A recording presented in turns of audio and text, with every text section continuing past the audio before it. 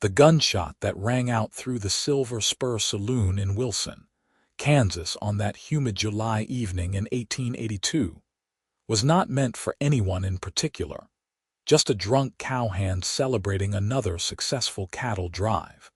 But it changed everything for Eleanor Hayes the moment the bullet shattered the mirror behind the bar and sent glass raining down on her copper-colored hair like deadly diamonds.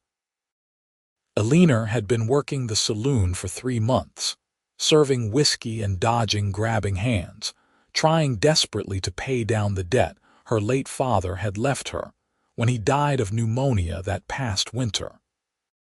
The saloon owner, a thick-necked man named Virgil Crowe with breath that smelled of tobacco and decay, had purchased her father's gambling debts from the previous owner and now held them over Eleanor like a noose, tightening it day by day. She owed him $400, a sum that might as well have been $4,000 for all her ability to pay it. Every night she worked, Virgil took most of her wages to apply to the debt, leaving her with barely enough to rent a corner of a room in a boarding house where she slept on a thin mattress that smelled of mildew and other people's dreams. The man who walked through the saloon doors 30 minutes after the gunshot was tall and lean, with sun-darkened skin and eyes the color of a storm cloud rolling across the Kansas prairie. He wore a black hat pushed back on his head, revealing dark hair that curled slightly at his temples, and his gun belt sat low on his hips in a way that suggested he knew how to use what it carried. His name was Harrison Tucker, and he had just delivered 200 head of cattle to the rail yard in Abilene before riding south to Wilson to visit an old friend. He was 26 years old and tired in a way that had nothing to do with the long ride or the dust still coating his clothes. Eleanor was sweeping up the broken glass when Harrison approached the bar, and she did not look up immediately, too focused on making sure she got every shard because Virgil would dock her pay if anyone cut themselves on a piece she missed. Her hands were shaking slightly, the aftershock of fear from the gunshot still running through her veins like whiskey through a drunk. "Whiskey," Harrison said, his voice low and rough from days of breathing dust on the trail. "The good stuff, if you have it." Eleanor straightened and finally looked at him, and something in her chest did a strange little flutter that she immediately tried to ignore. She had learned early in her 3 months at the Silver Spur that hope was a dangerous thing, especially when it came to men who looked at you like you might be worth something. Most of them just wanted one thing, and when they found out you were not selling that, they moved on to someone who was. "We have whiskey," she said, setting down the broom and moving behind the bar. "Cannot promise it's good, but it will burn going down." Harrison's mouth quirked slightly, not quite a smile but close enough to make the corners of his eyes crinkle. "That's all I am asking for." She poured him 2 fingers of amber liquid in a glass that was cleaner than most in the saloon, because she made it a point to wash them properly, even when Virgil yelled at her for wasting time. Harrison tossed it back in one smooth motion, then set the glass down gently on the scarred wood of the bar. "Another," he said, and she poured. This time he sipped it, studying her with those storm cloud eyes in a way that made her want to look away but also made her want to stand very still and let him look his fill. There was something different about his gaze, something that saw her as a person rather than just a saloon girl or a debt or a problem to be solved. "You are new here," Harrison said, and it was not quite a question. 3 months, Eleanor replied, wiping down the bar even though it did not need it, just to give her hand something to do. "You passing through," was planning to, Harrison said, "but plans have a way of changing." Before Eleanor could ask what he meant, Virgil's heavy hand landed on her shoulder, making her jump. The saloon owner's fingers dug in hard enough to bruise, and Eleanor felt her stomach clench with familiar dread. "Eleanor, "We have customers waiting for drinks," Virgil growled, even though there were only 3 other men in the saloon and all of them already had full glasses. "Stop chatting up the clientele." "Yes, sir," Eleanor said quietly, trying to shrug out from under his grip without being obvious about it. Virgil's hand tightened instead of releasing. "And you still owe me for that mirror. I am adding $20 to your debt for the replacement." Eleanor's heart sank. "But I did not break it. That was the cowhand who fired his gun." "Your saloon, your responsibility," Virgil said, his breath hot and foul against her ear. "Or you can work it off another way if you prefer." Harrison's glass hit the bar with enough force to crack it. And suddenly he was standing, his full height and presence making Virgil take a half step back, even though the saloon owner outweighed him by 50 pounds. "The lady said she did not break it," Harrison said, his voice quiet but carrying an edge like a blade being drawn from a sheath. "Seems to me you should be taking that up with the man who fired the shot." Virgil's face flushed red, but he released Eleanor's shoulder. "This is none of your concern, stranger." "I am making it my concern," Harrison replied, and the temperature in the saloon seemed to drop 10 degrees despite the summer heat outside. For a long moment, the 2 men stared at each other, and Eleanor held her breath, waiting for violence to erupt the way it so often did in places where men gathered and whiskey flowed. But Virgil was a bully, not a fighter, and something in Harrison's steady gaze must have told him that pushing this would end badly. "Fine," Virgil spat. "But get back to work, Eleanor, or I will add another day to your contract." He stalked away, his boots heavy on the wooden floor, and Eleanor released the breath she had been holding. Her hands were shaking again, and she pressed them flat against the bar to hide it. "Thank you," she said softly, not looking at Harrison. "But you should not have done that." "He will make it worse for me later." "How much do you owe him?" Harrison asked. The question surprised her enough that she did look up. "Why?" "Just curious about what kind of leash he has on you." Eleanor hesitated, then figured there was no harm in telling him. It was not like he could do anything about it anyway. $420 now, with the mirror. "My father died owing money to the previous owner of this place, and Virgil bought the debt. I have been working it off, but he keeps adding charges for this and that, and I am starting to think I will never be free of it." Harrison was quiet for a moment, his eyes distant as if calculating something. Then he asked, "When does your shift end?" "Midnight," Eleanor said. "Why?" "And if someone paid your debt in full, you would be free to leave." Eleanor laughed, a bitter sound. "If someone had $420 to throw away on a saloon girl's debt, I suppose so, but that is not likely to happen." Harrison drained his whiskey and set the glass down with finality. "Wait here." Before Eleanor could ask what he meant, Harrison crossed the saloon to where Virgil sat at his usual table, counting the night's receipts.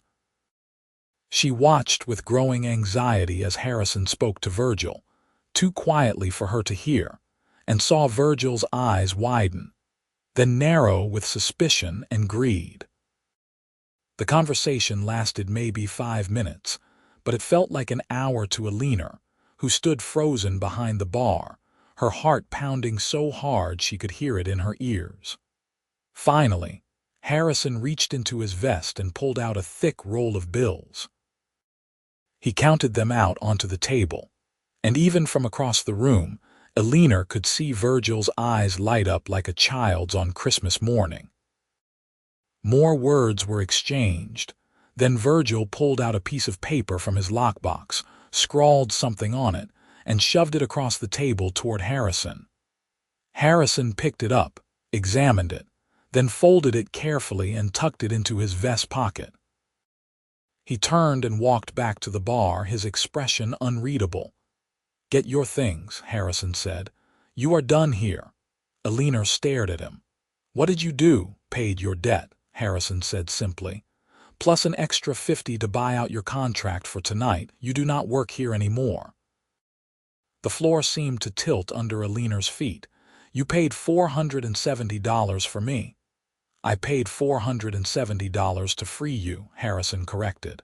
"Big difference." "But why?" Eleanor whispered. "You do not even know me."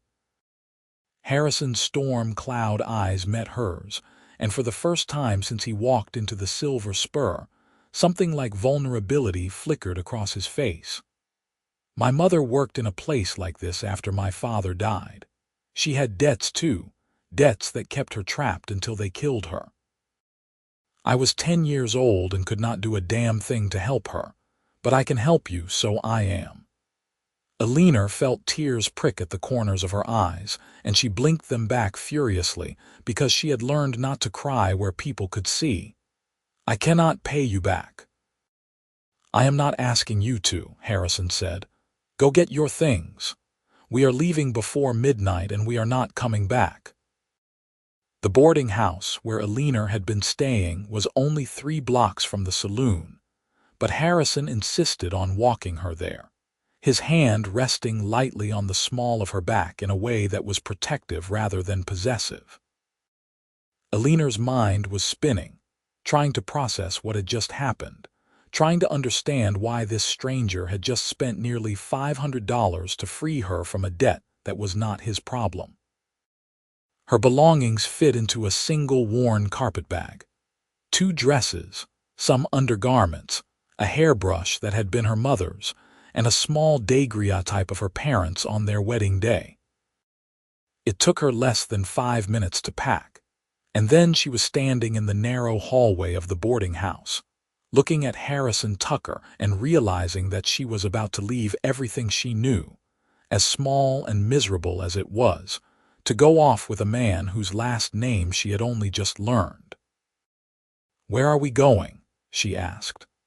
"I have a ranch about 2 days' ride from here," Harrison said. "It is not much yet, just a small house and some land I am still working to improve, but it is mine free and clear. You can stay there as long as you need to figure out what you want to do next." "I do not understand why you are doing this," Eleanor said, her voice barely above a whisper. Harrison looked at her for a long moment, and she saw something in his eyes that she could not quite name, something that looked like loneliness and determination mixed together. "Maybe I am tired of riding alone," he said finally. "Maybe I saw someone who needed help and I had the means to give it. Maybe I looked at you and saw something worth saving. Does the reason matter so much?" Eleanor thought about that. She thought about Virgil's hands on her shoulders and his foul breath in her ear. She thought about the endless nights at the Silver Spur, serving drinks to men who looked through her or at her but never really saw her. She thought about the debt that had been crushing her, day by day, until she had started to wonder if maybe Virgil's other offer was the only way out. "No," she said. "I suppose the reason does not matter so much." They left Wilson, Kansas just before midnight, riding double on Harrison's horse, a sturdy bay gelding named Copper who took the extra weight without complaint. Eleanor sat in front of Harrison, his arms bracketing her as he held the reins, and she tried not to think about how long it had been since anyone had touched her with gentleness. The night was warm and clear, stars scattered across the sky like spilled sugar, and as Wilson disappeared behind them, Eleanor felt something in her chest loosen for the first time in months. They rode through the night, not talking much, just covering ground. Harrison seemed to know every trail and creek crossing, navigating by starlight and instinct. When the eastern sky started to lighten with the first hints of dawn, they stopped beside a small stream to let Copper drink and rest. Eleanor slid down from the horse, her legs stiff and her back aching, and walked to the edge of the stream. She knelt down and splashed water on her face, washing away the dust and sweat of the ride. When she looked up, Harrison was standing a few feet away, watching her with that same unreadable expression. "We will rest here for a few hours," he said. Then push on. We should reach the ranch by tomorrow evening if we keep a good pace. Tell me about it, Eleanor said. Your ranch. Harrison settled down on the grass, his back against a cottonwood tree, and pulled his hat down over his eyes. Not much to tell. 200 acres along a creek that runs most of the year. House is small, just 2 rooms and a loft, but it is solid. I have been running cattle on it for about 3 years now, building the herd slowly. Have a hired hand, Tom, who helps during roundup and branding. It is quiet, peaceful. Good place to start over if a person was looking to do that. Eleanor sat down a careful distance away, wrapping her arms around her knees. And you are just going to let me stay there, a stranger you met in a saloon? Harrison pushed his hat back and looked at her. You are not a stranger anymore, and yes, I am going to let you stay there. What you do after that is your choice. If you want to move on, I will help you get to wherever you want to go. If you want to stay, well, I could use someone to help around the place. Tom is good with cattle, but he cannot cook worth a damn, and the house is in desperate need of a woman's touch. So you want a housekeeper, Eleanor said, trying to keep the disappointment out of her voice. I want to give you options, Harrison replied. Something you did not have before. What you choose to do with those options is entirely up to you. They rested for 3 hours, taking turns sleeping while the other kept watch, though Eleanor did not think there was much to watch for out here on the empty prairie. When the sun was well up and Copper had grazed his fill, they mounted again and continued south and west, following trails that only Harrison seemed to see. As they rode, they began to talk. Small things at first: the weather, the landscape, the quality of the grass for grazing.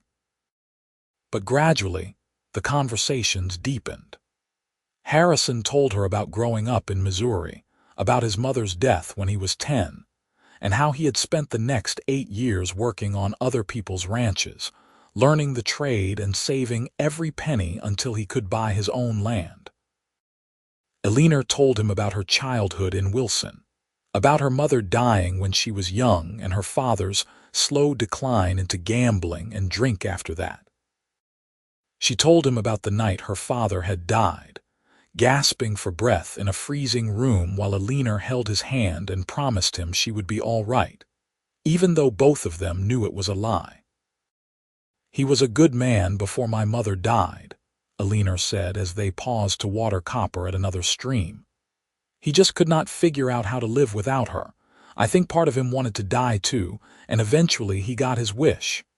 Grief does strange things to people, Harrison said. Makes them do things they would not normally do. Like spending $500 on a woman you just met, Eleanor asked, and was surprised when Harrison actually smiled. That was not grief, he said. That was just the right thing to do.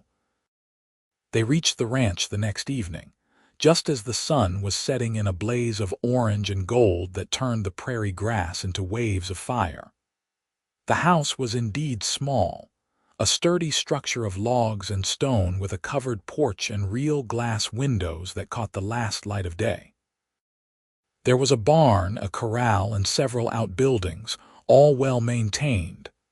Beyond the house, Eleanor could see cattle grazing in the distance, dark shapes against the golden grass. It is beautiful, Eleanor breathed and meant it. Harrison swung down from Copper and then reached up to help Eleanor down, his hands strong and steady on her waist. For a moment they stood close together and Eleanor caught the scent of him. Leather and sage and something else, something uniquely his. Then he stepped back and the moment passed. Let me show you inside, Harrison said. The house was clean but sparse, clearly the home of a man who spent most of his time working rather than living. The main room held a simple wooden table with 4 chairs, a cook stove, and some open shelving for supplies. A door led to a small bedroom with a narrow bed, and a ladder in the corner climbed to a loft under the eaves. You can have the bedroom, Harrison said. I have been sleeping in the loft anyway. more comfortable up there in the summer. Eleanor turned to look at him. "Harrison, I need to know what you expect from me." He met her eyes steadily. "I expect you to rest, to heal from whatever Virgil and that place did to you, and to figure out what you want to do with your life now that you are free to choose. That is all. And if I choose to stay here, then we will figure out what that looks like," Harrison said. "But there is no debt between us, Eleanor. I did not buy you, I freed you. The difference matters." Eleanor felt something in her chest that she had not felt in a very long time, something that might have been hope, or might have been the first stirrings of something else entirely. "Thank you," she said. "I know I have already said it, but thank you."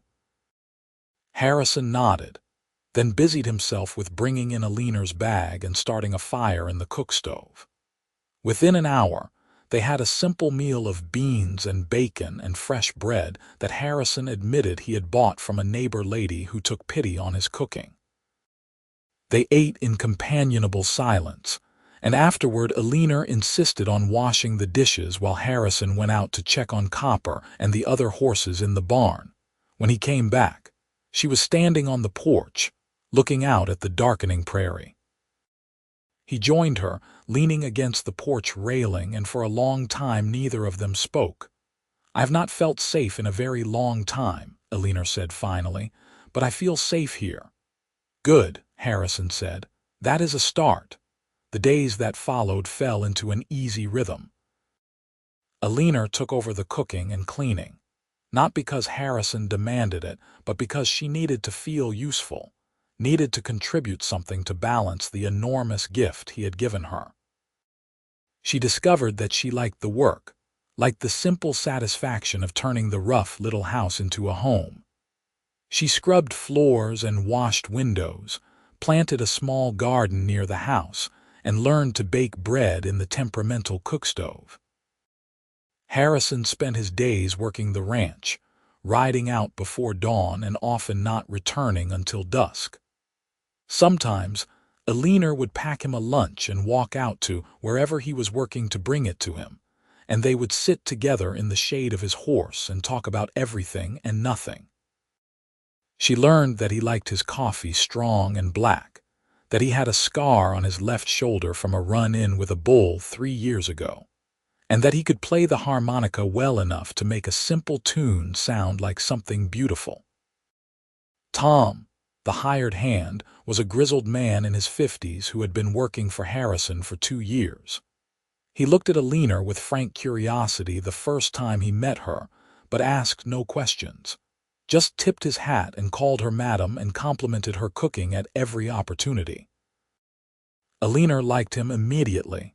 As the weeks passed, Eleanor felt herself changing in ways she could not quite articulate. The permanent knot of tension in her shoulders loosened. She started sleeping through the night without nightmares. She caught herself humming while she worked, and once she actually laughed out loud at something Tom said, a real genuine laugh that surprised her with its brightness. And she found herself watching Harrison in moments when he did not know she was looking.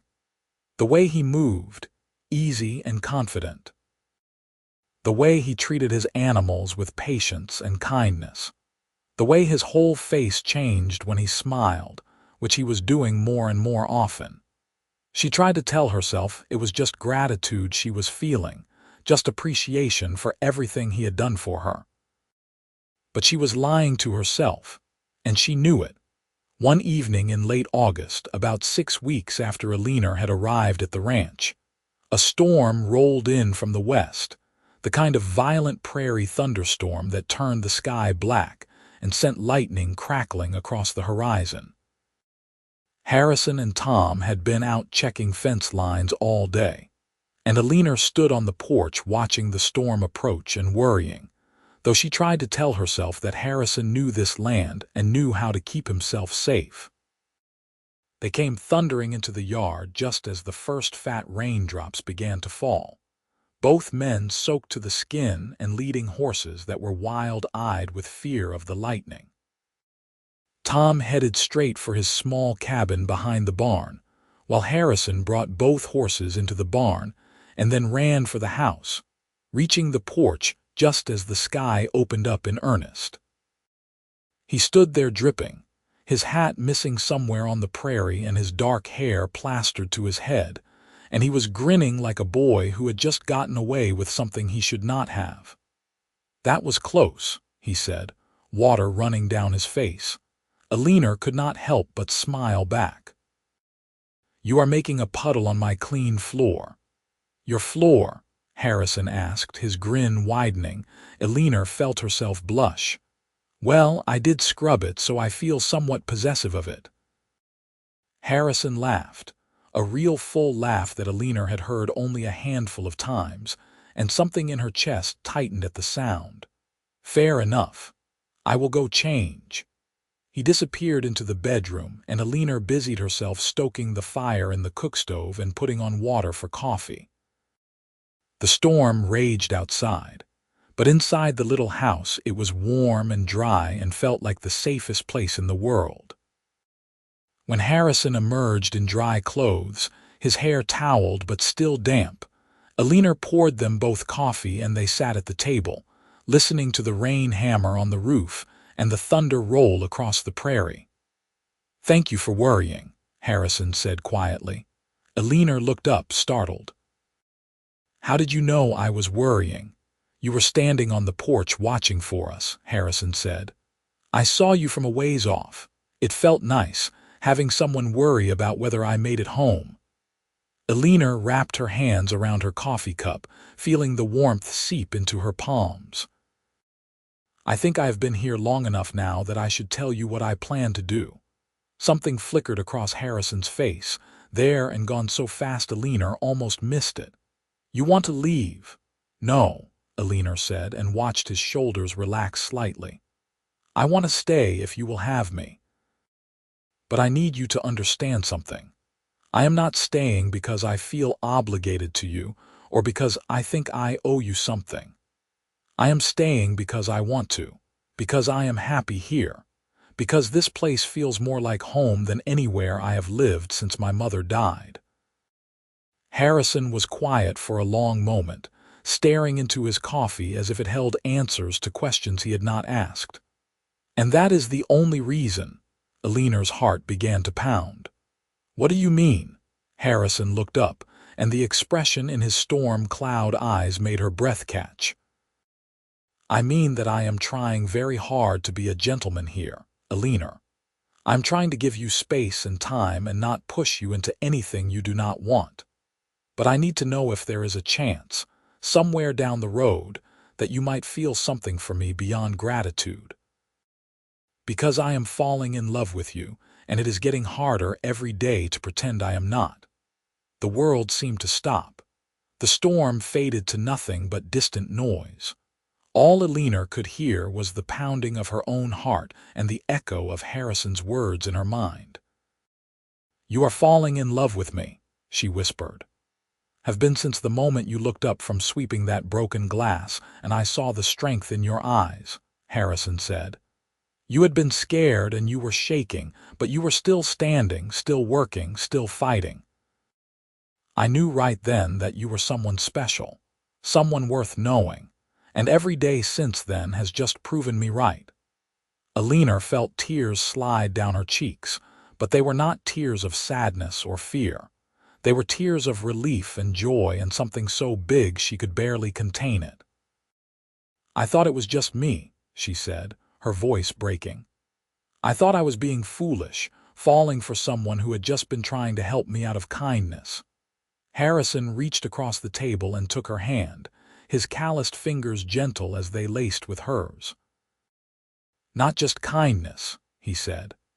"I told myself it was at first, but I was lying. I saw you and something in me just knew. I cannot explain it better than that." Eleanor stood, still holding his hand, and moved around the table until she was standing in front of him. Harrison looked up at her, vulnerable in a way she had never seen him before, and she reached out with her free hand to touch his face, tracing the line of his jaw with her fingertips. "I am falling in love with you too," she said. I think I have been since you stood up to Virgil for me. No one has ever fought for me before. No one has ever made me feel like I matter." Harrison rose to his feet, never breaking eye contact, and suddenly they were standing so close that Eleanor could feel the heat of him, could count the different shades of gray in his eyes. "You matter," Harrison said fiercely. "You matter so much, Eleanor." He cupped her face in his hands, his thumbs brushing away her tears, and then he kissed her. It was soft and gentle and so full of emotion that Eleanor felt like she might fly apart from it. She kissed him back, pouring everything she felt into it. Gratitude and affection and desire and hope and love. So much love it felt like it might overflow and flood the whole world. When they finally pulled apart, both of them breathing hard, Harrison rested his forehead against hers. "I know it is fast," he said. "I know we have only known each other for 6 weeks, but I have never been more sure of anything in my life." "Neither have I," Eleanor whispered. They stood there for a long time, holding each other while the storm raged outside, and Eleanor thought about how her whole life had changed in the space of one evening, how one gunshot and one stranger with kind eyes had led her here, to this moment, to this man, to this chance at happiness she had never thought she would have. As summer faded into fall, Eleanor and Harrison's relationship deepened and grew. They courted properly, as much as two people living in the same house could court, with Harrison bringing her wildflowers from the prairie and Eleanor baking his favorite rhubarb pie. They took walks in the evenings, hand in hand, talking about their pasts and their hopes for the future. They stole kisses in the barn and on the porch and anywhere else they could find a private moment. Tom watched it all with an approving eye and made himself scarce whenever he thought they might want time alone. "About time that boy found someone," he told Eleanor one day when they were hanging laundry together. "He has been alone too long. Does a person good to have someone to come home to?" In October, on a clear, cool morning with the leaves on the cottonwoods turned to gold, Harrison asked Eleanor to marry him. They were sitting by the creek that ran through the property, watching the water flow over the rocks, and he pulled a simple gold band from his pocket and held it out to her with shaking hands. "It was my mother's," he said. "The only thing I have left of her. I would be honored if you would wear it." Eleanor took the ring, tears streaming down her face, and slipped it onto her finger. It fit perfectly. "Yes," she said. "Yes, I will marry you, Harrison Tucker." They were married 2 weeks later in Wilson, Kansas, in a small church with Tom and a few of Harrison's rancher friends as witnesses. Eleanor wore a new dress that Harrison had bought her in Abilene, pale blue with lace at the collar, and she carried a bouquet of late-season prairie flowers. Harrison wore his Sunday best, and looked so handsome that Eleanor could barely believe he was really hers. When the preacher pronounced them husband and wife, Harrison kissed her with such tenderness that Eleanor heard one of the rancher's wives sigh happily. They had a small celebration afterward at the ranch, with food and music and dancing under the stars, and Eleanor danced with her husband and thought that she had never been so happy in her entire life. That night, as they lay together in the bed that was now theirs, Harrison pulled her close and whispered against her hair, "I am going to spend the rest of my life making sure you never regret this." "I could never regret you," Eleanor whispered back. "You saved me, Harrison." "No," Harrison said. "We saved each other." The first year of their marriage was not easy. The winter was harsh, with blizzards that kept them housebound for days at a time. In February, they lost several head of cattle to the cold, which put a strain on their finances. There were moments of frustration and worry, times when Eleanor wondered if they would make it through. But they worked through every problem together, side by side, and somehow that made even the hard times feel bearable. Harrison taught Eleanor how to ride properly, how to help with the cattle, how to rope and brand and do all the things a rancher's wife needed to know. Eleanor taught Harrison that it was okay to share his burdens, that he did not have to carry everything alone anymore. In the spring, Eleanor discovered she was pregnant.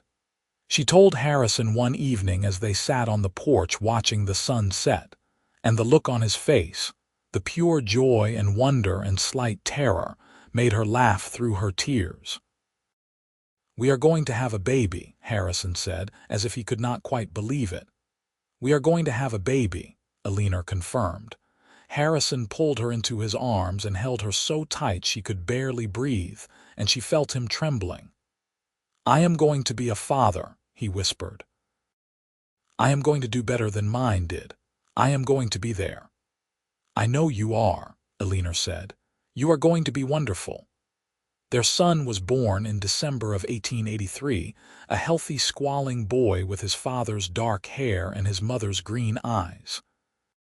They named him Henry James Tucker, and from the moment Harrison held him, Eleanor knew that their son would grow up knowing he was loved beyond measure. The years that followed were full of the kind of quiet happiness that Eleanor had once thought existed only in storybooks. The ranch prospered, growing from 200 acres to 400 as Harrison was able to buy the adjacent property. They built an addition onto the house, adding 2 more bedrooms and a proper dining room. Tom continued to work for them, becoming less an employee and more a beloved member of their family, the grandfather their children never knew.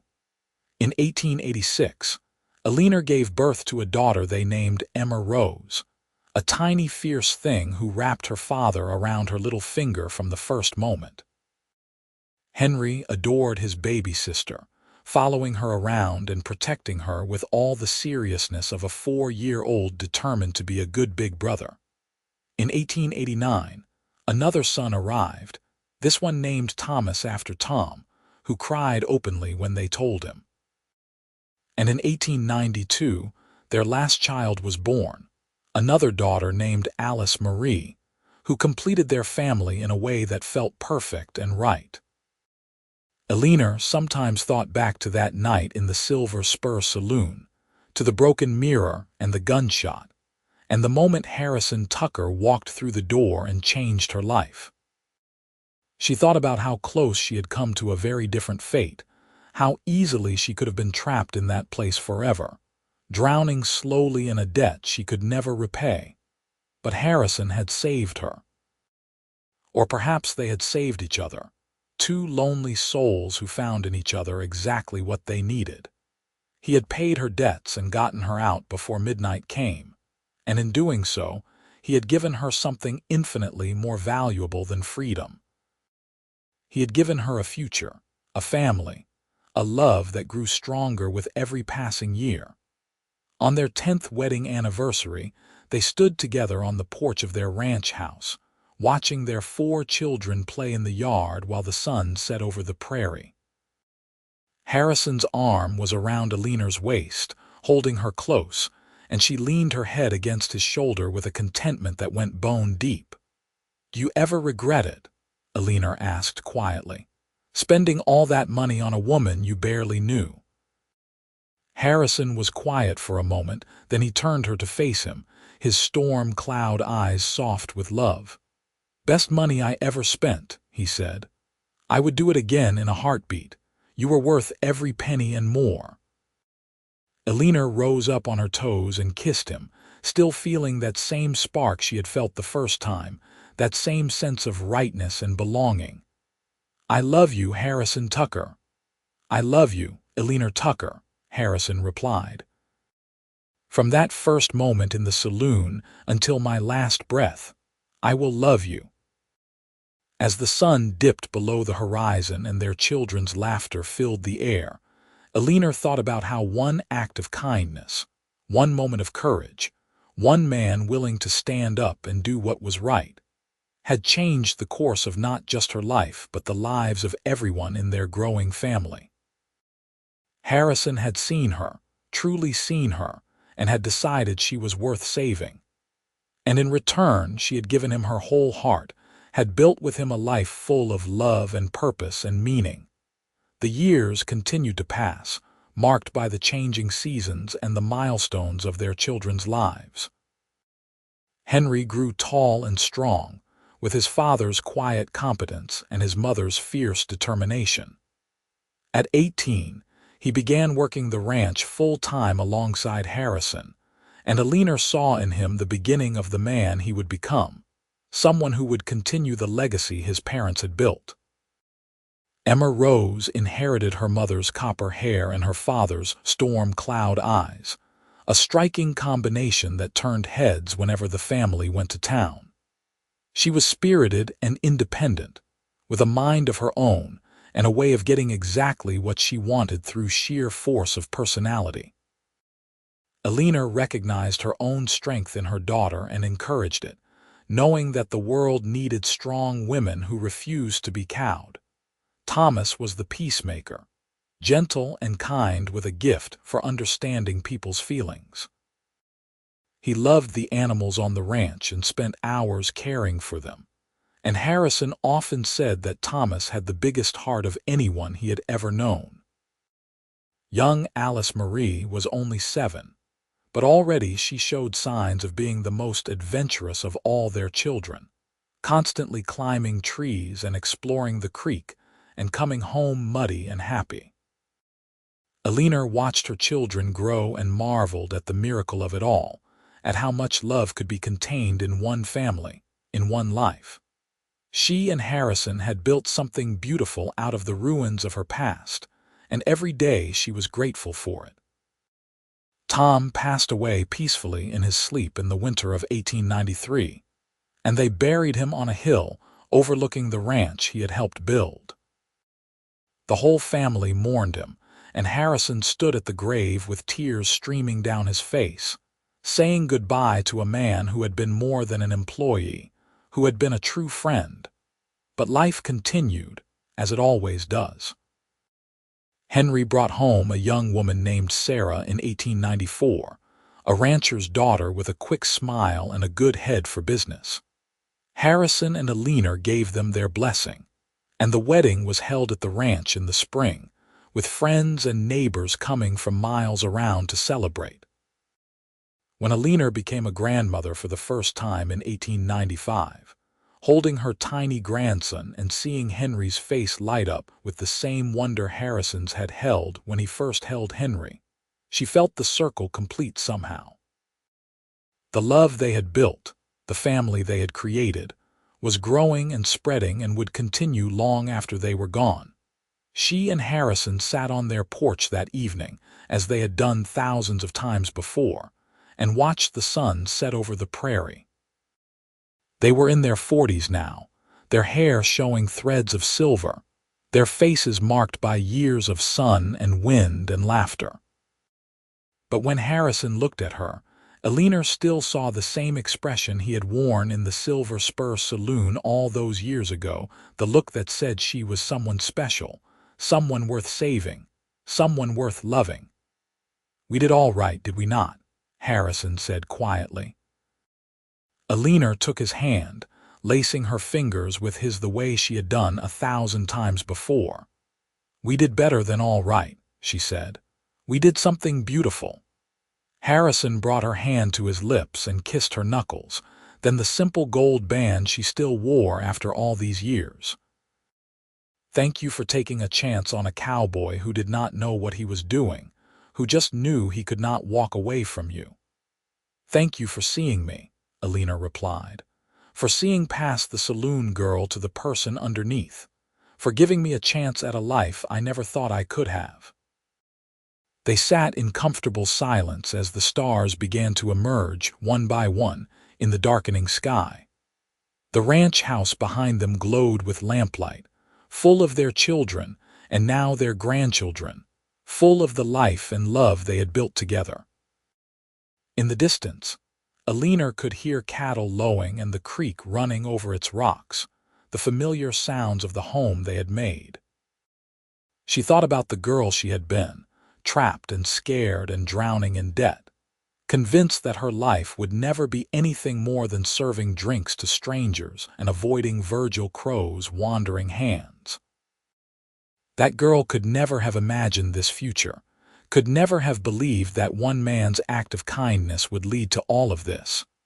A husband who loved her, children who adored her, a home that was truly hers, a life full of purpose and meaning and joy.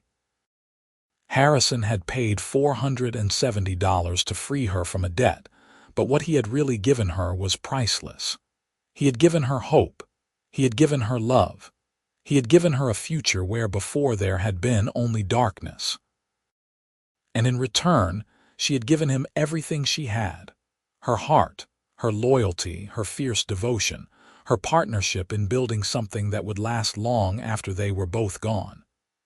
They had saved each other, two broken people who became whole together, and that was the greatest gift of all.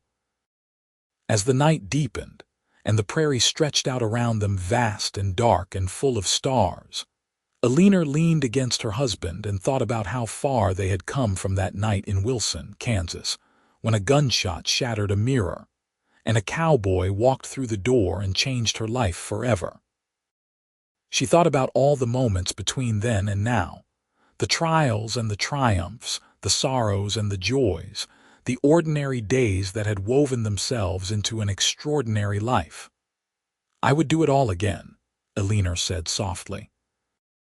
"Every moment, every hardship, every fear and worry, all of it, because it led me here to you." Harrison tightened his arm around her, pulling her closer. "Me too," he said. "Every single moment." They sat together under the stars, these two people who had found each other against all odds, who had built a life and a love that would endure. The Wild West was changing around them, becoming more civilized with each passing year, but here on their ranch, the important things remained the same. Family, love, loyalty, the satisfaction of hard work, and the peace of knowing you are exactly where you belong. Eleanor closed her eyes and breathed in the scent of sage and grass and her husband's familiar smell, and she smiled. Harrison Tucker had found her working the saloon, had paid her debts and gotten her out before midnight came, and in doing so had given her everything she never knew she needed. She had been lost and he had found her. She had been trapped and he had freed her. She had been alone and he had loved her. And together, they had built a life more beautiful than any storybook ending, a real life full of real love that would last until their final days and beyond, living on in their children and their children's children, a legacy of love that began with one brave choice in a dusty Kansas saloon. The prairie wind whispered across the grass, carrying with it the promise of tomorrow and all the tomorrows after that. Inside the house, their family gathered, their voices a warm murmur of conversation and laughter. On the porch, Eleanor and Harrison sat together as they had done countless times and would do countless times more. Two souls perfectly matched, two hearts beating as one. And if you had asked either of them whether they believed in fate or destiny or the power of one moment to change everything, they would have smiled and looked at each other and said yes. Yes, they believed. Because they were living proof that sometimes, when the right person walks through the door at the right time, everything changes. Sometimes one act of courage and kindness is enough to rewrite the story of two lives. Harrison had saved Eleanor from a debt she could never repay, but she had saved him too, from a lifetime of loneliness and an empty house and a heart that had forgotten how to hope. They had saved each other, and that made all the difference. As the moon rose over the Tucker ranch and the stars wheeled overhead in their ancient patterns, Eleanor Hayes Tucker, formerly a saloon girl trapped in debt, now a beloved wife, mother, and grandmother, felt a peace so deep it went beyond words. She had been given a second chance at life, and she had taken it with both hands and built something magnificent. The cowboy who had walked into the Silver Spur Saloon on that July evening in 1882 had paid her debts and gotten her out before midnight came, and in doing so, he had given her the world. And every day for the rest of her life, Eleanor would wake up grateful for the gunshot that had brought him to her, grateful for his courage and his kindness, grateful for the love they had built together. It was not the ending she had ever imagined for herself. It was so much better. It was real and true and full of the kind of love that endures through everything life throws at it. It was messy and beautiful and perfectly imperfect, and it was hers. And as Harrison pressed a kiss to her temple and whispered that he loved her, as he had done every night for 17 years and would do for all the years to come, Eleanor smiled into the darkness and whispered back the words that were as true now as they had been the first time she said them. "I love you too. Forever." The Wild West was a hard place, a place where people could get lost or broken or destroyed. But it was also a place where miracles could happen, where two lonely souls could find each other against impossible odds and build something that would last. Harrison and Eleanor Tucker were living proof of that, and their love story would be told and retold in their family for generations to come. A reminder that sometimes, when you least expect it, someone walks into your life and changes everything. And sometimes, if you are very lucky, that someone sees you not for what you have been forced to become, but for who you truly are. Sometimes they pay a debt that is not theirs to pay. Sometimes they offer you freedom and expect nothing in return. And sometimes, if you are brave enough to accept that gift and open your heart, that act of kindness grows into a love that transcends everything else. That was what Harrison and Eleanor had found together. That was what they had built. And as they sat on their porch under the stars, surrounded by the life and family they had created, they knew that despite all the hardships they had faced, despite everything that could have gone wrong, they had found their way to exactly where they were meant to be together.